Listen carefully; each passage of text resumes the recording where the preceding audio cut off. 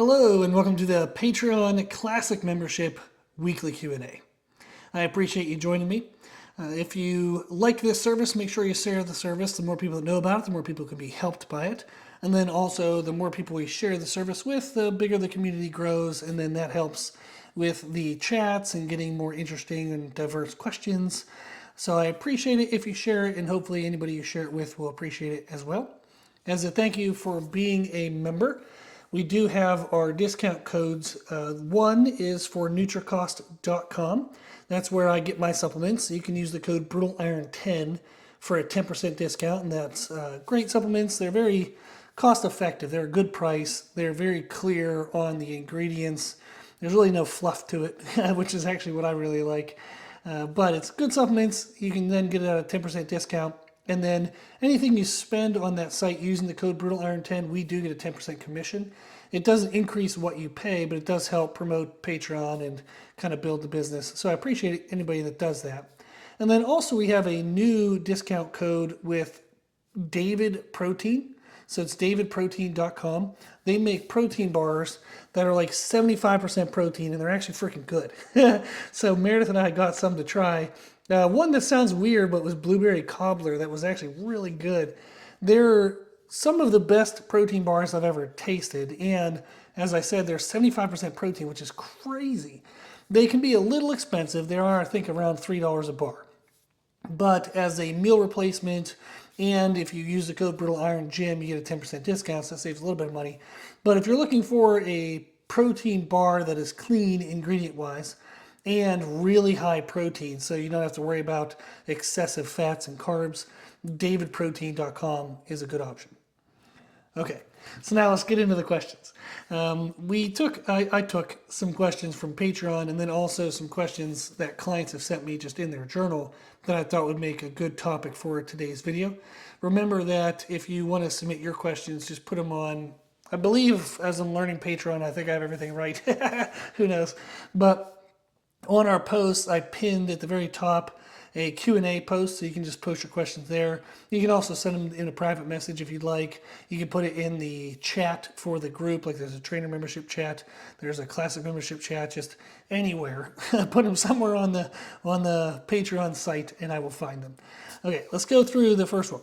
What if you're already training a lot every day, sometimes twice a day, but then you're back home and all you can think of is going back to train because it's fun? When is too much? When is it too much? So when is too much too much? And when should you not listen to that little voice? This is a wild and wonderful place to be when you're excited to train so much so that you want to do more. That's awesome.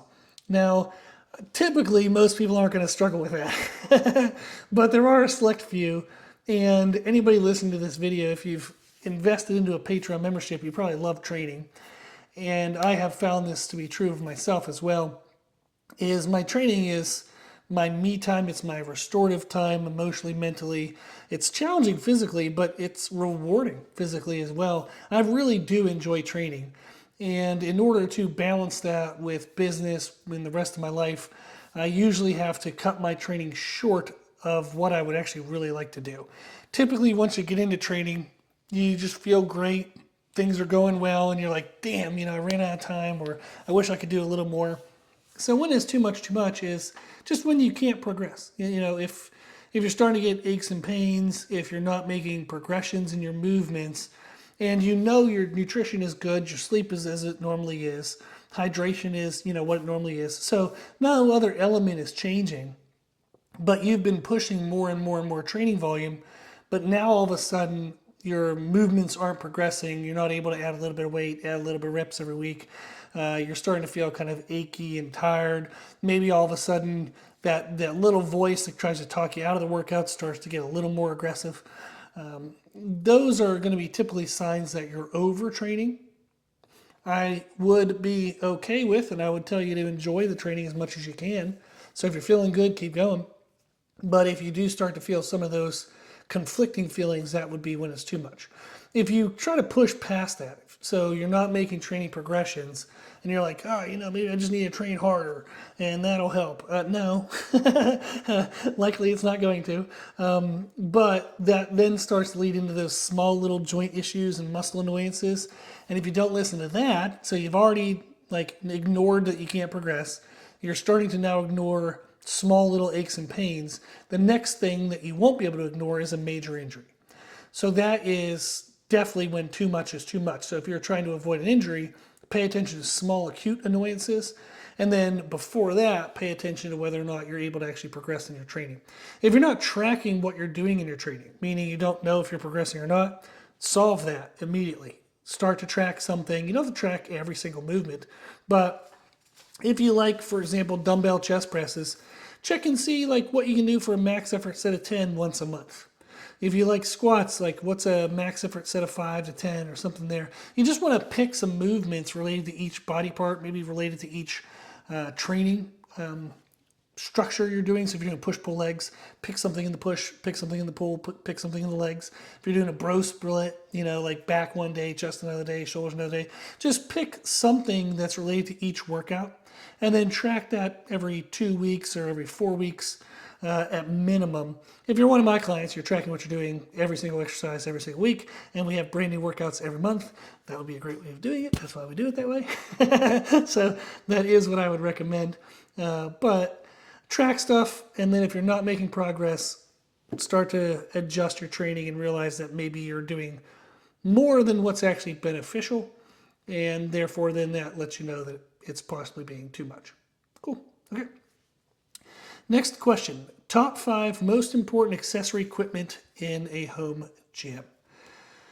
Good question. It really depends on the type of training that the person does. If they're a strength athlete versus a bodybuilder versus general fitness, you're going to have different priorities in regards to equipment. So strength focused, you might prioritize a squat rack and a barbell, and then you're going to want to have some plates. Maybe an investment you could make would be the typical large diameter of a 45-pound plate, maybe I like that diameter, but I can't always do at minimum 135 pounds in all my movements, so maybe I'll invest into 25-pound bumper plates. As that way they get the same diameter as the 45s, but a little bit of a lighter weight option for certain movements, like overhead presses, maybe variations of bent over rows or whatnot. So that could be something that you would look into. If somebody's a bodybuilder, maybe they don't even use a barbell. They don't use them very often, so they're going to take that money, instead of buying a $300 bar, they're going to put that $300 towards maybe dumbbells. Maybe they want to get some individual sets of dumbbells, maybe some adjustable dumbbells. That would be a higher focal point for them. Maybe a good bench. Maybe the bench they have is kind of crappy, maybe it's only flat, so you would want to find a bench that maybe does a little bit of a decline and then a whole bunch of incline options. That would be a good investment, is a bench. If you're general fitness, really, you can kind of make anything work. Just move something. It'll help you get in shape. Typical accessories that I use on a regular basis. And this would be, give or take. It's for you individually. So if I name something, you're like, that's dumb, then don't get it. Get something else. Bands, I do like resistance bands. I like the loop bands, not the ones with handles, but they're big, long loops. And you can do a whole bunch of movement preparation drills, postural drills, a lot of good stuff with bands. I've really used that for a lot of warm-ups, a lot of joint integrity strength, like joint health. Those are really good.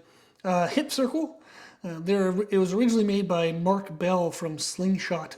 I think it's slingshot.net or slingshot.com. But there's a bunch of ripoffs you can find on Amazon of that. But it's a cloth band that you put around your thighs or around your upper shins, and you do movements, and that helps to warm up the hips.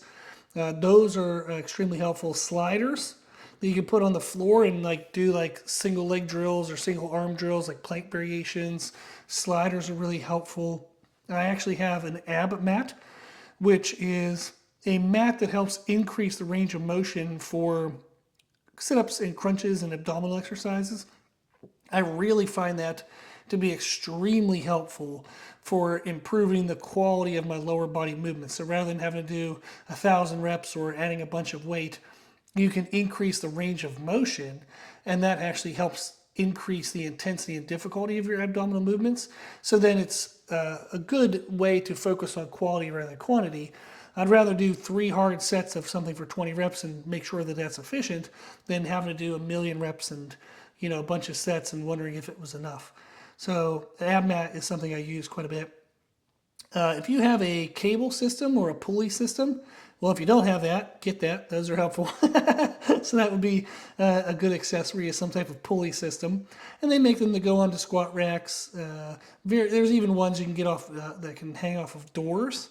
If you go to Spud Inc., SPUDINC, so it's Spud Inc., like incorporated, spudinc.com. He has a lot of products. I've met him. He's here in South Carolina. So he has a lot of products you can use. And some of them, I think one of them at least, is a pulley system for a doorway. So I think a pulley system would be great. If you have a pulley system, then getting various handles can be really helpful. Like individual one-arm handles. You can get rope grip attachments. You can get straight bars, V-bars. A whole bunch of different handles are really helpful to target different areas of the body and make certain movements feel more comfortable than other movements. There's a really cheap, like $20 rope attachment I got off Amazon that has the connector in the middle and has the 2 rope ends. But instead of those rubber balls at the end, it has loops. And I find that that's actually more comfortable for heavy movements. The rubber balls at the end, the stoppers, sometimes jam your pinky and they can get quite uncomfortable with some heavy weights. So getting the different rope attachment that actually allowed the cloth loops, I could now all of a sudden do heavier tricep extensions or heavier face pulls and row variations. And now I didn't have to worry about my hand hurting. So different cable attachments can be super helpful as well.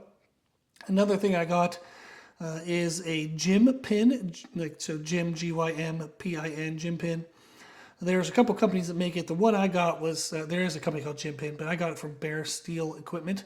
They have this, basically if you have a selectorized weight stack, they make variations of these pins that you can add to the weight stack to be able to add weight.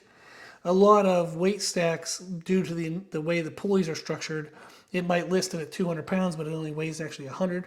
So you can do like gym pins or get the Bear Steel pin that goes into weight selectorized equipment. And that can actually help you add more weight if that's an issue that you're having, to where a piece of equipment or a pulley, weight stack on a pulley system doesn't quite feel fully maximal. You can do something like that to help increase difficulty. You can also do different barbells. Obviously you're going to think about a regular barbell as like the bar you would have. You can also get into using like a safety squat bar, a camber bar. Just different specialty barbells are a great way. They don't use a lot of space in a gym, but it gives you more variations to exercises that you can do that can help open up more training options. Pull-up attachments, a dip attachment. There's a whole bunch you can do. And then depending on space you have, if you have space outside, you can get sleds and open up a whole world of training if you get a sled. There's a bunch of different types of training sleds. There's some that have wheels, so you don't scrape up like blacktop or concrete. There's other ones that have a smooth flush bottom, which you can use in grass. There's a lot of sled options. There's even an indoor sled that Spud Inc. makes. It's just a really adorable cloth material that you can slide on rubber mats. But there's a lot of options when it comes to accessory equipment. I know I didn't answer your question as like the top 5, because to each individual listener, their top 5 is going to be different. Like one client, they have a home gym. It's 2 kettlebells, a 35-pound kettlebell, 53-pound kettlebell, 2 sandbags, one sandbag that's like, I think 100 pounds, another one's 150. And then they have a bunch of exercise bands. And that's what they've built their workouts out of. And that's plenty. That's fine. They don't even have dumbbells. They don't have a barbell. They don't have squat racks. They don't have a pulley system. They loved functional style training. And we're having super fun. I've written brand new workouts for them for well over a year now. So you're looking at hundreds of variations of exercises just out of those pieces of equipment. And they're loving it and they're having fun and making great progress. So really, you can think of what type of movement would you like to do? Like even a landmine, for example. A landmine is an amazing piece of equipment that can open up a ton of exercise variations. So I thought about that as well. I have one of those here at home, and I use them for standing T-bar rows. I really like doing like essentially bent over rows with that because it's lower back friendly compared to a normal barbell row. So I don't have to worry about thickening my core or being limited by what my lower back can hold. I can get into a certain position and really maximize my upper back, and that minimizes the lower back stress. So there's a lot of options. What I'd suggest is if you're one of my clients, reach out to me and tell me, say, hey, I have a little bit of extra money. We're thinking about buying something. What do you think could work? And then I'll probably ask you a couple questions and then give you a better idea. But there's a lot of options. I wouldn't say that anything is 100% essential. I do think bands are one of the most useful pieces of equipment, and then a hip circle is super cheap, but that's also something that's really good for lower body warm-up. So bands and hip circle are probably two really good places to start, and then developing it from there based on the style of training you prefer would be the next step. Okay. Next.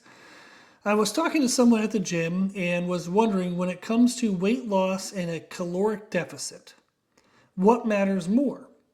A daily 500 calorie deficit or a 3,500 calorie deficit weekly? He mentioned that sometimes he saves his calories for the end of the week to enjoy a good meal while he's still ensuring he's in a 3,500 calorie deficit. This makes me wonder, especially since a few months ago, I felt like I was eating on point until I had a cheat meal, and my weight didn't change until recently, frowny face. I can easily eat more than 3,500 calories per sitting. Oh God. Could that have been the issue? Okay, so to unpack that a little bit, 3,500 calories is equated to about what 1 pound of fat is. What that means is if you want to lose a pound of fat, you have to have a caloric deficit, whether that's eating less or moving more to create a caloric deficit, or a combination of both. Calorie deficit related or up to 3,500 calories. If you do that, you eat less and or move more to create a deficit of 3,500 calories, you'll lose about a pound of fat. That is what that means. So what he's saying is it better to have a 500 calorie deficit per day because there's 7 days in a week, 500 times 7 equals 3,500 calories, or can you just manipulate it however you want on each day as long as by the end of the week you reach the 3,500 calorie deficit? There are some pros and cons. There's a lot of variables to that answer. To some degree, yes, you can manipulate each individual day. And as long as you get to the 3,500 calorie deficit by the end of the week, you will have reached your goal of 1 pound of fat lost. Now, when it comes to how extreme you can do that, the biggest concern there is going to be twofold. Number one is we want to control the amount of muscle we lose and or hopefully don't lose. Then second component is the effect that has on our metabolism. Let's use an extreme case. Let's say that the person only eats 500 calories on 2 days a week. And let's say their body's burning and it requires 2,000 calories a day. That means they saved 1,500 calories on 2 different days of the week. That means now they're at a 3,000 calorie deficit. On those days, they did create a huge chunk of deficit. So then maybe on other days, they don't have to have a deficit at all, or a very minimal one. And then by the end of the week, they're at 3,500 calorie loss. They're going to get that pound of fat loss. So you could do an extreme day or two to where you only eat maybe 500 calories or 1,000 calories, and that really brings down that individual day, and then that helps you create the end of the week deficit. The downside is when you do an extreme low day, such as like a 500 calorie day, you are going to increase the amount of muscle tissue that is catabolized, meaning it's burned, it's broken down and burned off. Our body will do that in extreme caloric deficits. The main issue you're going to run into, though, is the body won't allocate properly the protein and energy needed to sustain the muscle you have and or to build new muscle. So if you lift weights the day before and then the next day you have a 500 calorie day, you will not build any muscle that day at all. and you likely won't repair the maximum amount of muscle that you damaged from that workout the day before.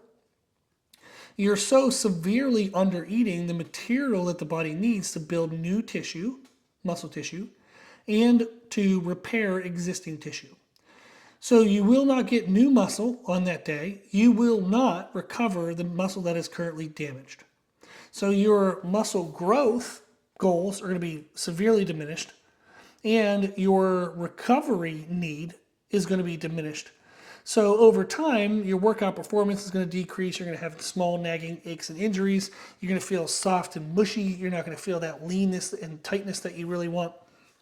So when we do extreme deficits, it has an extreme negative impact on our muscle tissue. It also has an extreme impact on our metabolism. And what that means in a broad sense is our body has to feel that. Well, not has to, but our goal would be is that the body feels that letting some body fat being burned off to fuel daily activity is okay. It's not going to put the body at risk.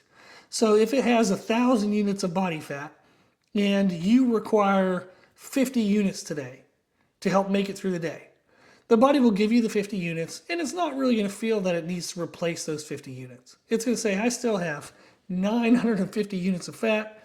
I'm okay. Our goal then is to do that little bit of a deficit over time, all the time, and then all of a sudden it goes from 950 to 900 to 800 to 700 to 600 to 500 to 400, but we're asking such a small amount every day, maybe only 10 units, maybe only 20 units, maybe an aggressive day is 50. So even when the body gets down to say 300 units of fat, it will still say, well, they're only really needing 10 or 20 to get through each day. I'm still okay. I'm still safe. That units of fat depletion from 1,000 to 300 equals fat loss. That's essentially what we're looking to do. That helps us weigh less. It helps us look better. It helps us reach all of our goals. So we want to go through that process of reduction from 1,000 to 300. And this is just an example using numbers for clarity. I want to go through that process at a rate in which the body never feels that process is putting it at risk.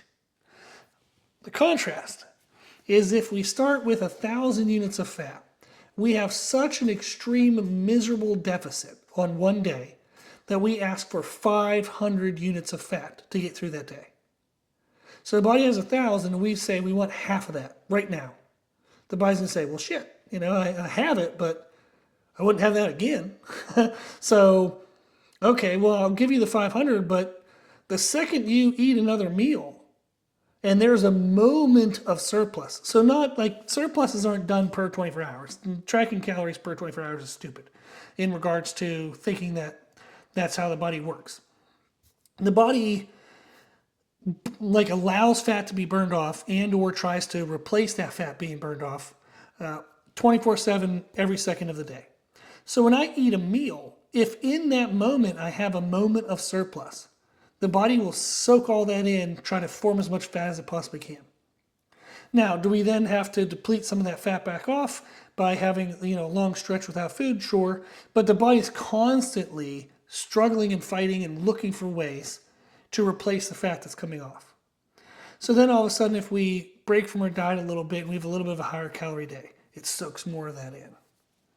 If we have another day where, I was late on a meal, so I had to jam a bunch of calories at the end of the day. So I missed my calorie window in the midday. I only had maybe 200 calories, so I ended up having 1,000 calories at night. Well, that's a huge surplus. The body's going to save all that it possibly can from that as body fat. If we try to take too much fat at one time, the body gets very protective against fat being burned off. It tries to find other ways to provide the energy. One way is to reduce the allocation it has to non-essential processes, such as growing your hair or skin or nails and doing other things like that. So instead of allocating, say, 100 units of energy to growing your hair, it'll say, well, let's not do that. Let's give it like 20. So we can save 80 units of energy to cover that big, crazy deficit.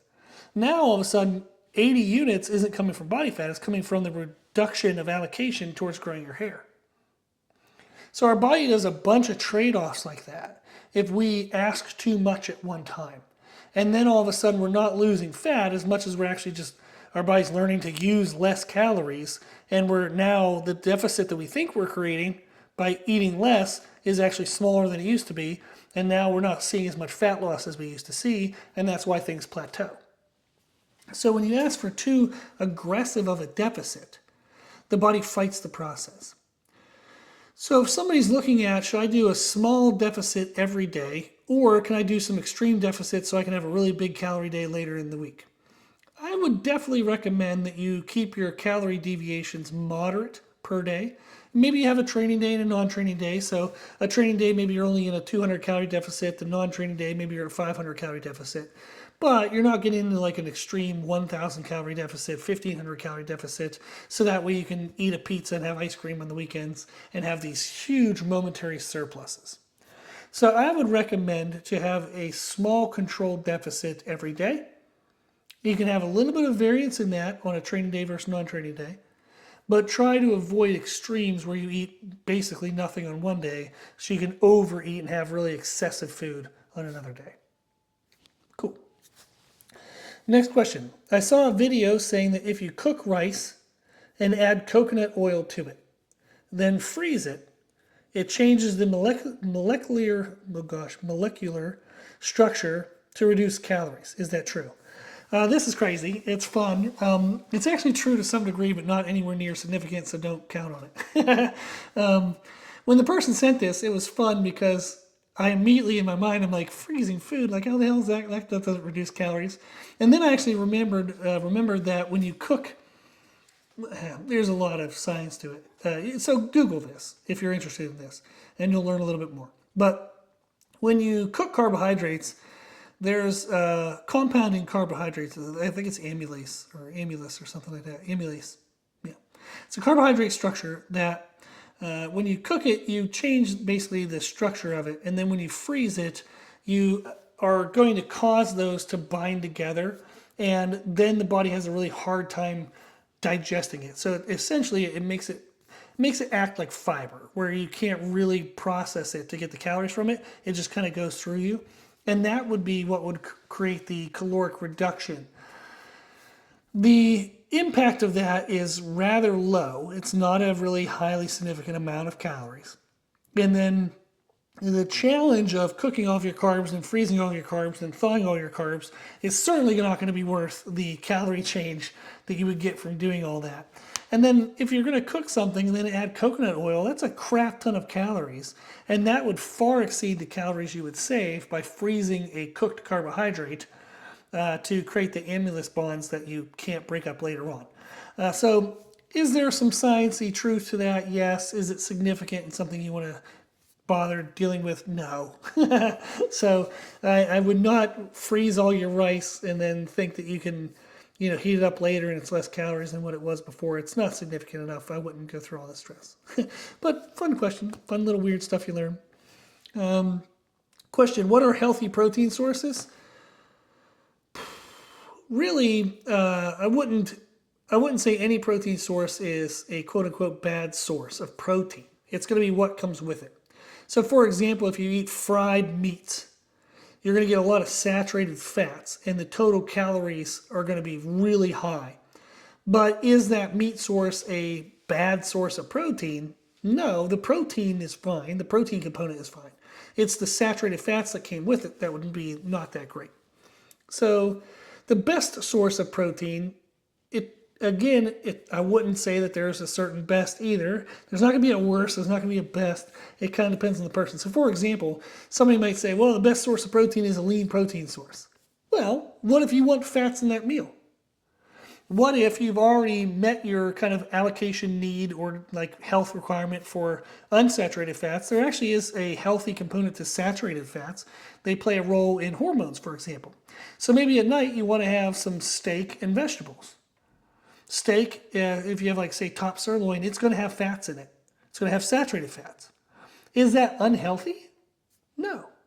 As long as the calorie allocation is correct for your goals, as long as the saturated fats don't far exceed the saturated fat allowance for the day, that actually would be a perfectly fine choice. There's nothing wrong with that. Think about the fat in eggs. You don't have to get rid of the yolk and eggs unless it's going to shoot you way over your calories. So there isn't really a worst source of protein. There isn't a best source of protein. It's just whatever fits your needs.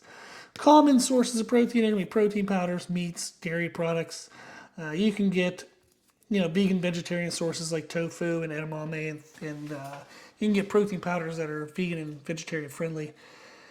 In general, protein is just as long as you hit your targets, as long as you hit your protein target but don't far exceed your calorie target or even undershoot your calorie target. So whatever allows you to get your protein target and your calorie target, you're good. Okay. When eating for muscle growth, notably eating in a surplus, are there any foods I should avoid to help decrease body fat gains?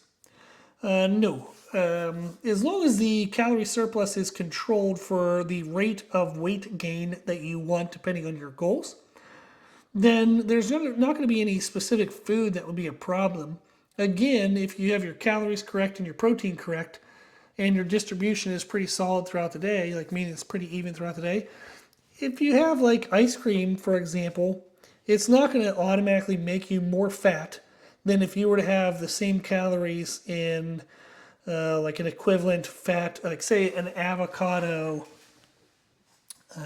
This is goofy, but there are people who make like ice cream out of avocados, ice, and a protein drink like a Core Power drink.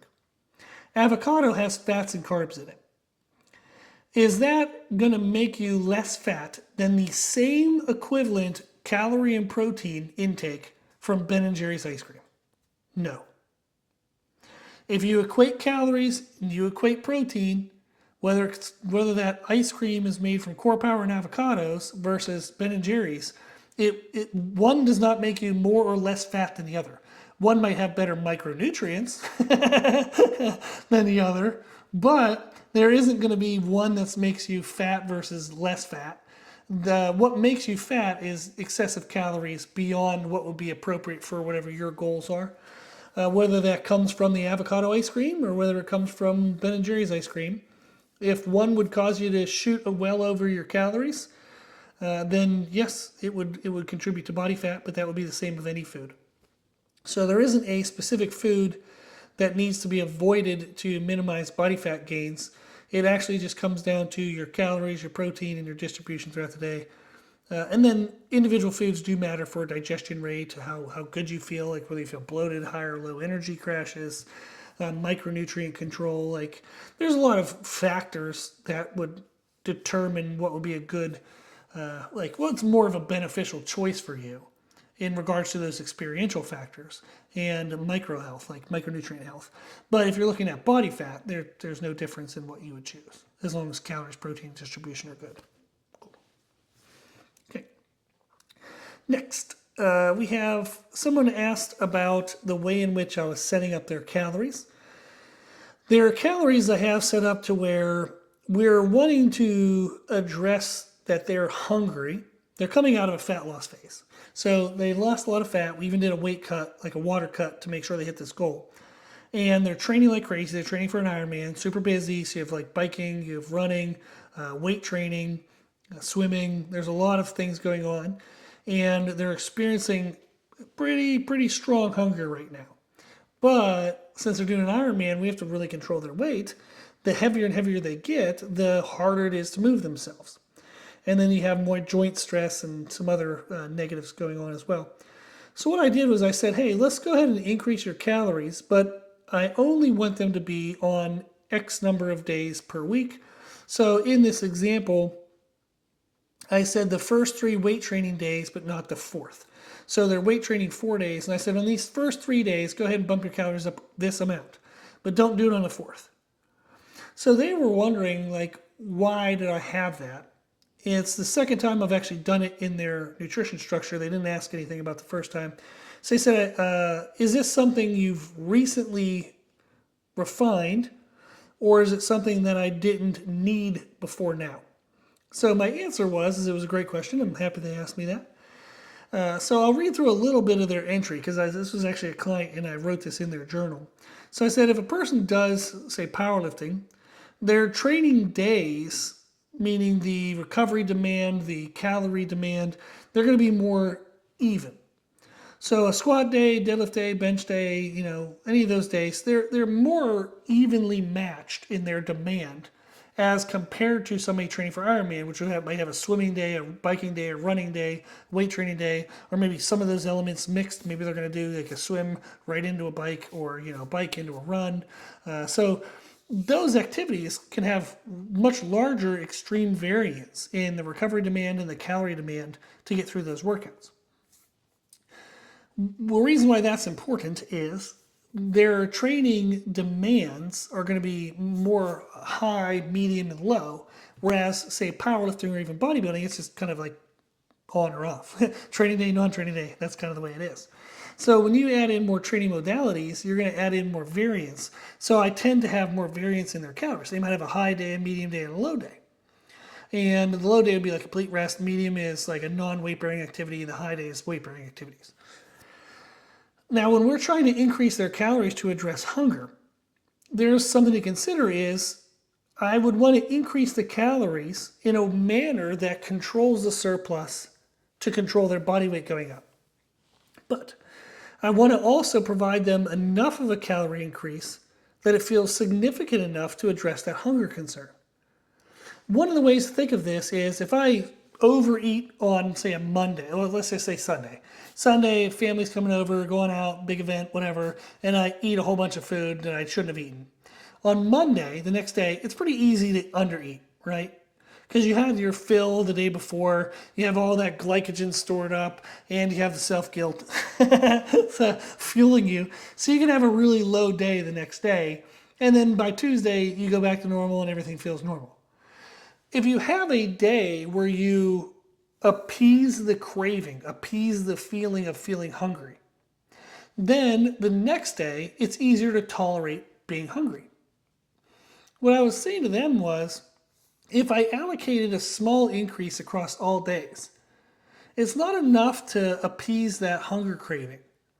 Maybe in statistics wise, on paper, it fits the need, but they're not going to experience that. So they're going to go from being really hungry every day to still moderately hungry every day, and that wears you down. To where if I say, hey, you know what, on these 2 days, or on this training day and this day, let's go ahead and have a whole bunch more, and that then appeases the hunger, so then on the other days, we can have the normal amounts, and we can still control our total net increase by the end of the week. What I've found is that if you do a small increase on every day, you end up having to make a much larger end of the week increase to appease the hunger. Then if you just do a larger amount on 1 or 2 days, that appeases the hunger, and you have a lower increase at the week end. So you can easier control body weight gains and address the hunger by having 2 or 3 or 1 or 2, or having like single moments increases rather than an evenly spread increase across the week. So that was the example for that. Okay. The next thing we have is one of the clients is a powerlifter, and we're working on wanting to increase his muscle mass, which is, we're going to allow that to increase his body weight.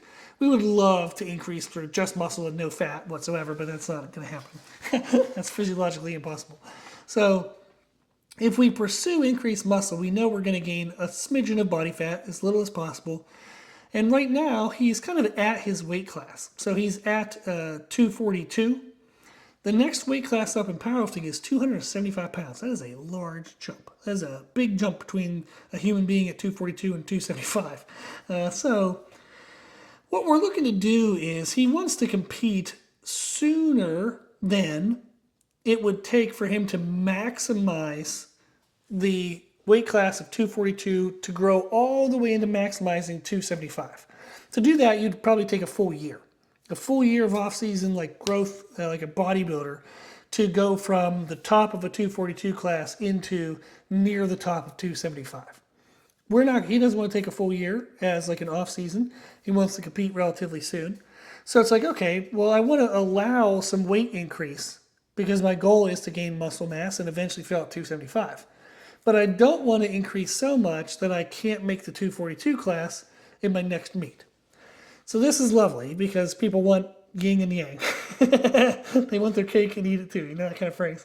So he wants to build muscle and weight, but he doesn't want to weigh more than 242 yet.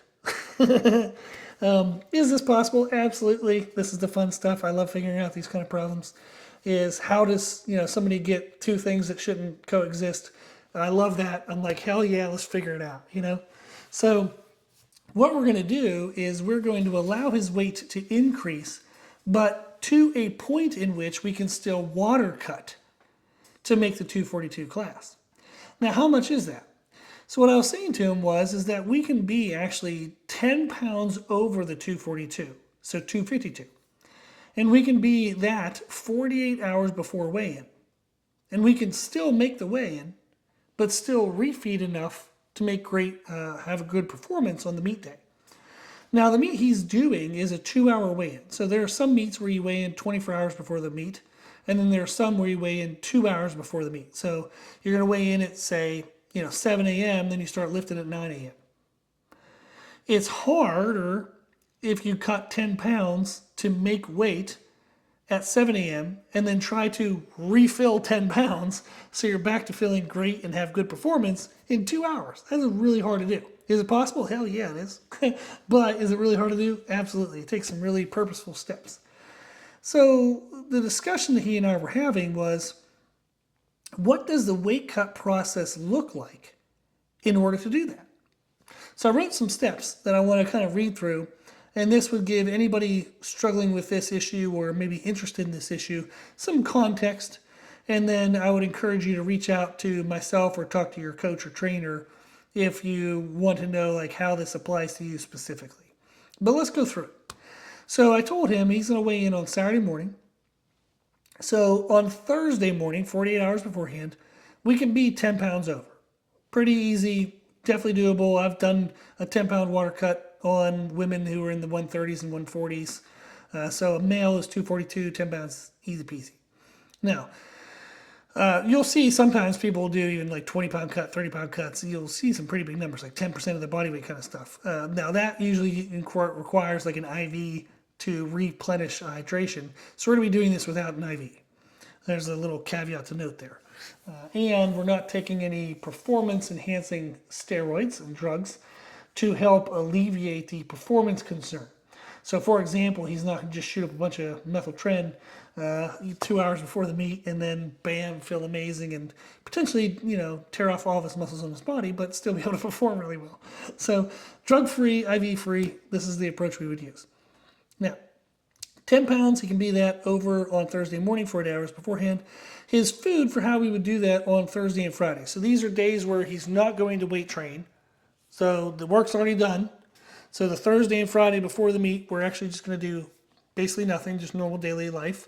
He could do some very moderate stretching, light, 10-minute walk, but would not want to do anything physically straining or draining on this day.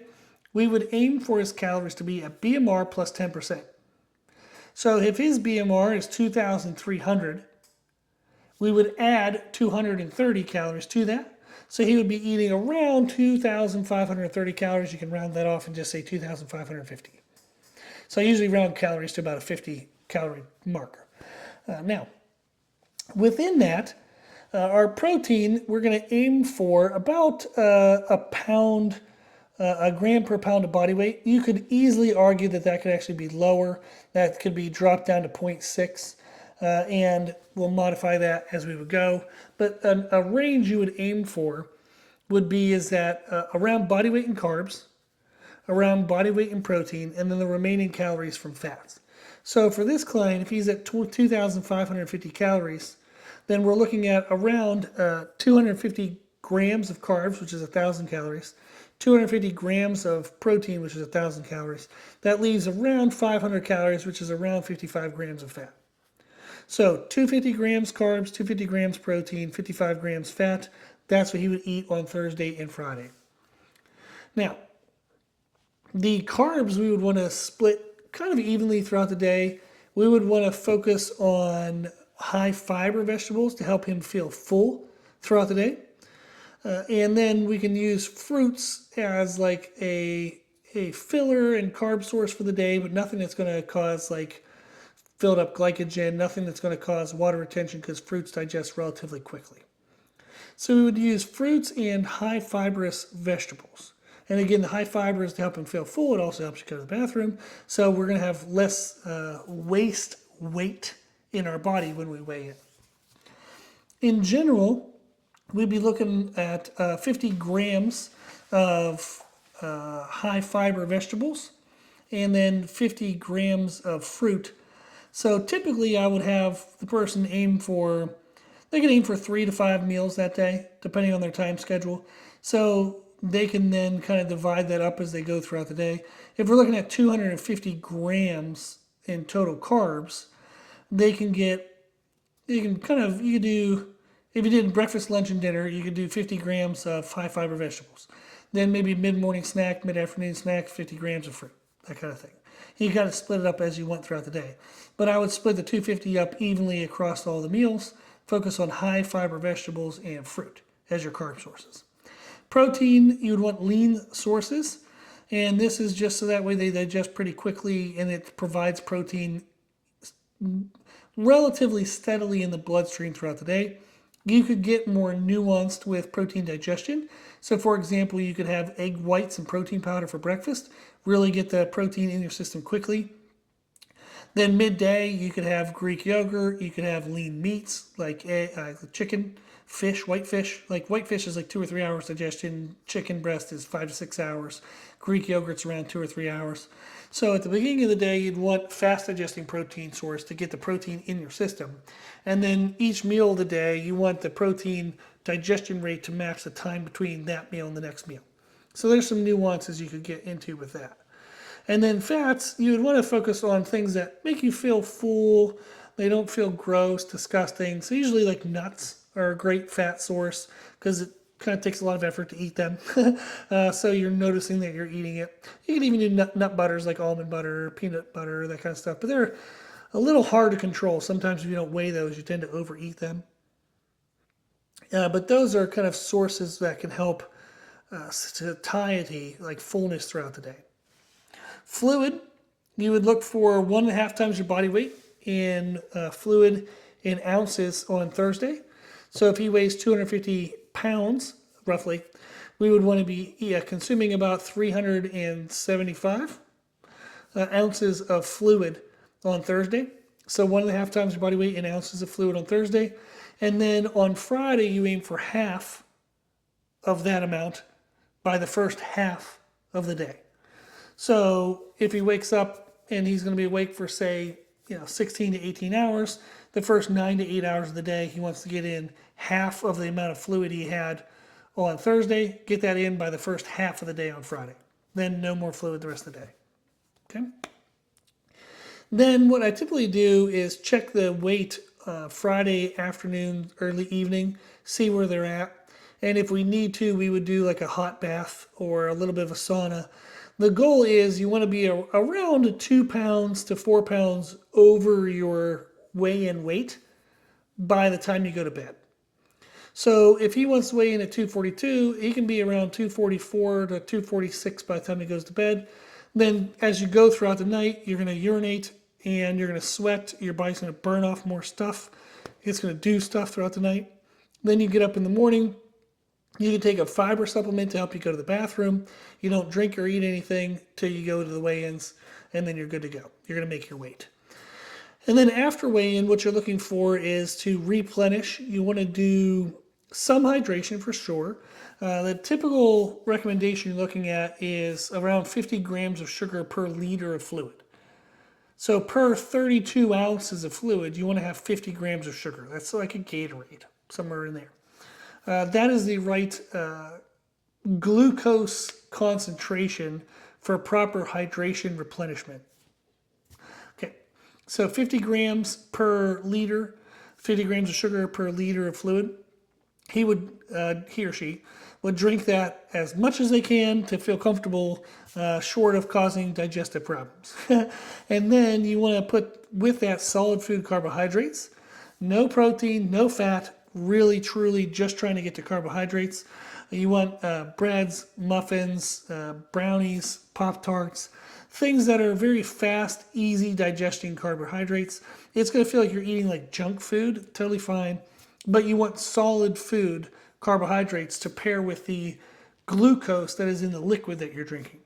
And both of those you would consume what you could that's short of causing you to go to the bathroom.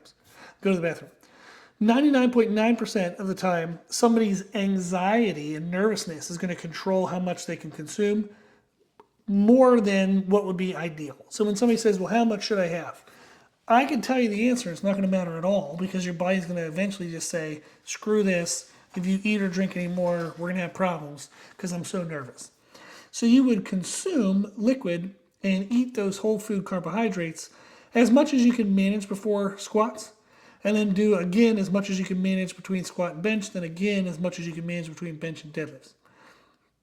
Typically, it would not be abnormal to, I mean, my gosh, you're going to look at 5 grams. If somebody was 250 pounds, they could easily eat between 500 to 1,000 grams of carbs that day. Not a problem at all. So 2 to 4 times your body weight in grams of carbs would be like something you would aim for throughout the day.